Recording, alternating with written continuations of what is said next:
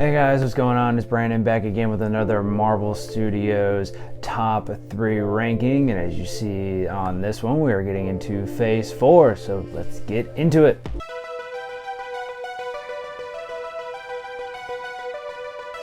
Alright, so getting into this video, if this is your first time seeing me, welcome. If you're coming back from my previous 2 videos, or one or the other, welcome back. Again, this series is me kind of going through all of the Marvel phases and just kind of giving my top 3 and reasons why they are my top 3. You see here that we are on Phase 4, which I really get to enjoy Phase 4 because Marvel kind of said, hey, we're gonna branch out a whole lot more. Not only are we gonna stick with just movies, but we're doing TV as well, which I really enjoyed the early TV series that Marvel put out on Disney Plus. So I get to have fun with not only giving you my top 3 movies, but also my top 3 TV shows as well.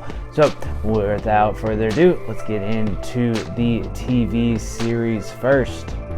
So, getting into my top 3 TV series that were in Phase 4. These ones kind of ended up being on Disney Plus. I know some people would be like, well, hey, there were Marvel shows beforehand. Yes, I know on Netflix there was The Defenders, there was Jessica Jones, Luke Cage, Iron Fist, and Punisher.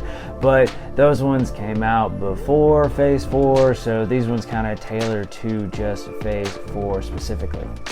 So, coming in at number 3 on the TV series has to be Hawkeye, and if you've been on my channel and seen some of my previous videos, I did a recent video not too long ago where I talked about my top 5 favorite TV series on Disney Plus. Hawkeye ended up being in that list. Real reason why I really like Hawkeye is, I mean, he's different from all of the other Avengers that you have. I mean, Iron Man's got his suits, Thor has his hammer and all of his mythical powers. All these other superheroes have all these special powers and all this stuff, and Hawkeye's just a guy with a bow and arrow, and that's really it. He's still a dad at heart, which the series really dives into a little bit, and so that's one of the reasons why I like it so much. And I really enjoy what they do with the series as well. They put it around Christmas time, and they also bring in a young female character as well that I think they're possibly going to use for the Young Avengers setup. I don't think there's been anything confirmed of that. I really hope they do, because I think they did really well with the few that they had set up, especially this one in the Hawkeye TV series. A couple more reasons why Hawkeye made the top 3 in my TV series on Phase 4 is because of all the other people that they bring into it as well. They ended up making a Echo series on that one after that Hawkeye series finished, and it also brings in Kingpin. Yes, they brought in the same exact actor that did Kingpin in the Daredevil series on Netflix, which I thought was really cool that they were able to bring that same one back. Some people were kind of speculating that would he even show up in it because of all the subtle hints that you see throughout the series, and so it's another really cool thing that they're able to bring, hey, our Marvel series that were on Netflix, we're able to bring that into these ones going forward as well. Now, getting into my number 2 on the TV series has to be Moon Knight, and man, I was so excited for this series when it came out. Me being a person who really enjoyed Greek mythology and Egyptian mythology in high school, I really liked this series because it kind of plays on that a good bit, and it also gives you a character that you really only see in comic books and it's not really much talked about, and so it's nice that you're able to sit there and say, hey, we wanted to take a chance on this character, really didn't think he would do well as a movie, so we gave him his TV series, and so it was really nice that they still gave him a shot, and I think they did the movie series really, really well. Couple other reasons why I think Moon Knight falls into my top 3 is, again, the interesting kind of background about the guy. You notice that he has these split personalities, and that when he has his suit also changes into those personalities. It's kind of interesting though, because you really don't get to see the supposed third split personality that they have in there. It's only hinted at, and I really hope that they make a sequel to the series, or that they put them in a movie so you kind of get to see that one as well. So yeah, that's why it is in my ranked number 2. Alright, so getting into my number 1 on the TV series side, that one has to be Loki, and this one is specifically season 1. That was the one that was in phase 4, and man, has the Loki series been great. Season 1 was phenomenal in my opinion, and then they just catapulted that energy into season 2. Real reason why I thought season 1 was really good is it kind of tells us, hey, what happened to Loki after what happened with the Avengers Endgame. If you remember, in Avengers Endgame, it kind of gets altered a little bit because Loki gets a hold of the Tesseract, versus again in Avengers. Wow, really almost pooch on that one. Avengers, they capture him, they get the Tesseract, and in Avengers Endgame, you kind of see where he kind of gets to escape and ends up making his own timeline. Another thing that's really cool is you get to see the TVA, another big thing that's only hinted in comics that now gets its front center stage moment in cinema and TV, which I think is really cool. Some other reasons why Loki ends up being my number 1 ranked is just kind of the story that they have with Loki on this one. As you kind of follow him, you've seen all of his other stuff in the other movies with Avengers, Thor Dark World, Thor Ragnarok, all that, where Loki's kind of this, hey, like, I want to be a hero a little bit, but really in Loki, you see him kind of sitting there saying, hey, yeah, like, I tried being a villain, it really didn't work, so let me try and actually do good and help. And you really see that pay out in the series as well, where he kind of goes from being this mischievous trickster to, hey, I'm a team player, I want to help.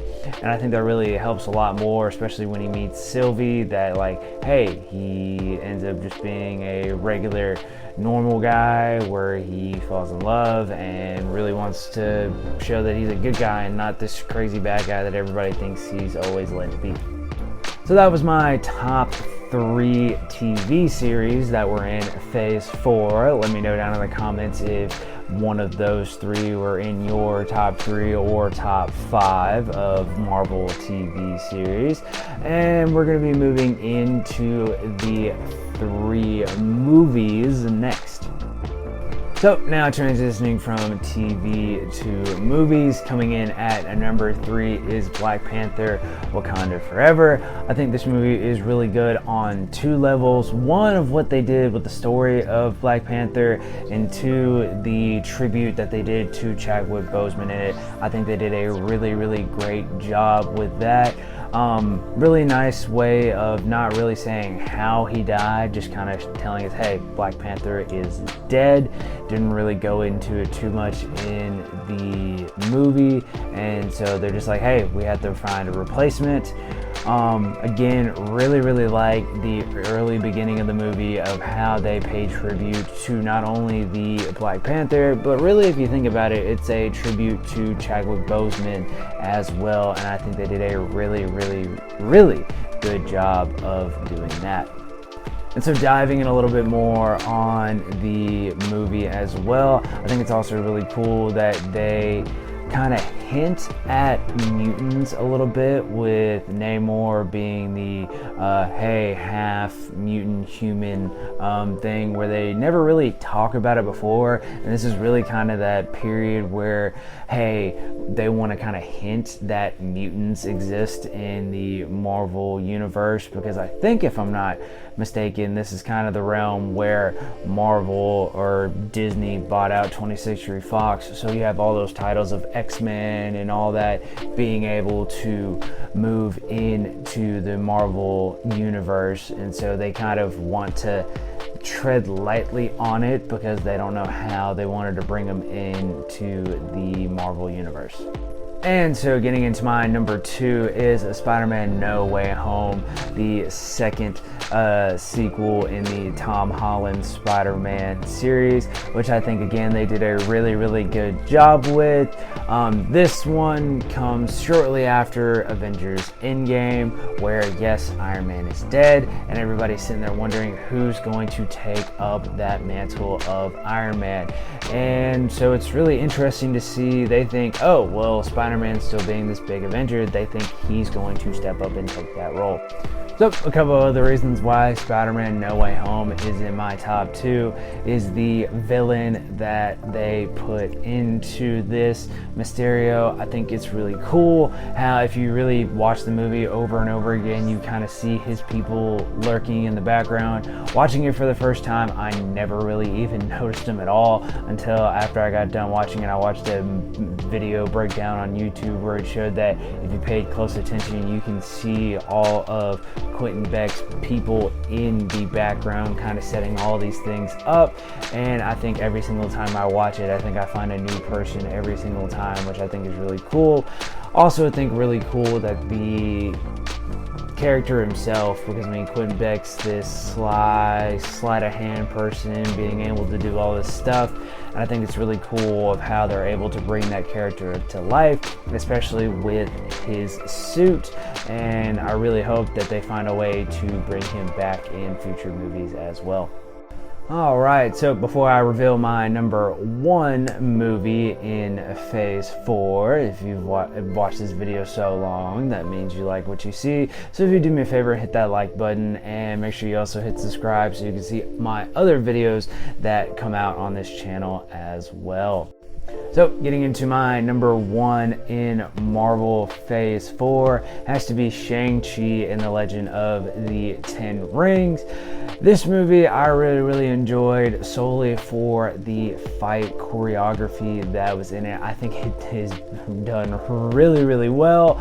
And it also really actually dives into the Legend of the Ten Rings, because this is something that's kind of been a mystery all the way back in different phases of the Marvel Cinematic Universe. You kind of see it at the very beginning with Iron Man, where he gets kidnapped by the group that has the Ten Ring logos behind it, and then you see it again in Iron Man 3, where they use that character and the Ten Rings again, but then we realize that, hey, that's not really what it was. It was all an act. It was all made up, and you really see the true origins of the Ten Rings. And it's kind of interesting too, because it kind of sheds more light on a different type of superhero than what we're really used to seeing, and so I think it's really cool. And again, the fight choreography in this movie is done so well, and I'm really glad that they brought this movie into light and that they did such a good job with the fight choreography. Alright, so those are my top 3 TV shows and movies for Phase 4 of Marvel Studios. Let me know down in the comments if any of those are in your top 3 for Marvel Phase 4, or just your top movies or TV shows in general.